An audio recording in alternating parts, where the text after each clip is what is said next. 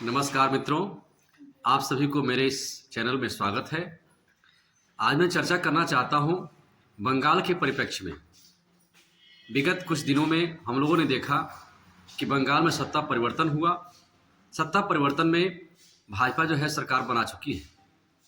मैं परिणाम स्वरूप एक बात देख रहा हूं, भले ही बड़ा कोई परिवर्तन हो चाहे ना हो, लेकिन राष्ट्रीय स्तर पर राष्ट्र के परिप्रेक्ष्य में जो वहाँ की सरकार जो कार्य कर रही है वह बहुत ही सराहना के योग्य है। यह महसूस हो रहा है कि बंगाल में हजारों की संख्या में, अगर मैं कहूँ कि लाखों की संख्या में, तो यह अतिशयोक्ति नहीं होगी, विदेशी मूल के लोग वहाँ पर बस रहे थे। वहाँ पर आधार का लाभ उठा करके आधार बन गया, वोटर आईडी बन गया, वोटर बन गए, वहाँ के सारे संसाधनों का दुरुपयोग कर रहे थे। यह किसके सह पर? कहीं न कहीं वहाँ की जो निवर्तमान सरकार थी वह सहयोग कर रही थी। मैं सभी राजनीतिक पार्टियों से कहना चाहता हूँ, विनम्र प्रार्थना के साथ कहना चाहता हूँ कि अरे भाइयों, देश बचाइए। देश रहेगा तो आप रहेंगे, देश चला जाएगा तो कौन कहाँ जाएगा? हमारे हाथ से अफगानिस्तान चला गया, हमारे हाथ से अनेकों राष्ट्र चले गए जो हमारे थे। क्यों चले गए?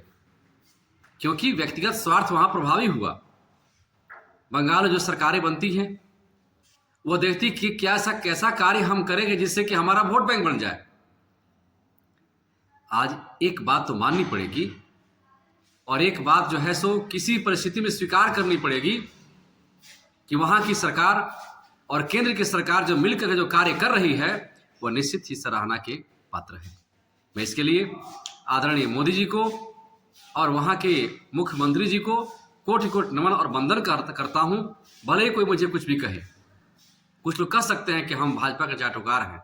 नहीं, हम किसी पार्टी के चाटुकार नहीं हैं, हम राष्ट्रवादी हैं। हम विश्वास करते हैं, नेशनलिज्म विश्वास करते हैं।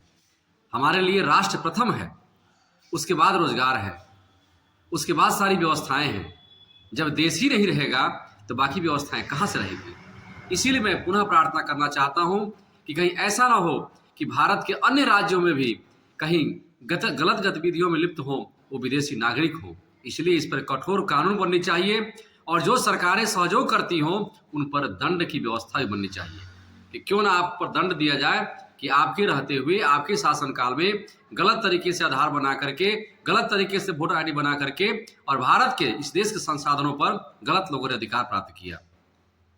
अतः मैं सारे आम जनता से विनम्र प्रार्थना करना चाहता हूं कि आप सब भी कम से कम जो ही पार्टियां अच्छी कार्य करती हो उसे सराहना भी करें और एक अच्छे आलोचक की भूमिका में रहें। दुर्भाग्य हमारे देश में अच्छे आलोचक नहीं। अब विपक्षी पार्टियां जो विपक्ष की भूमिका होनी चाहिए आलोचना करने के लिए, वो तो रही नहीं।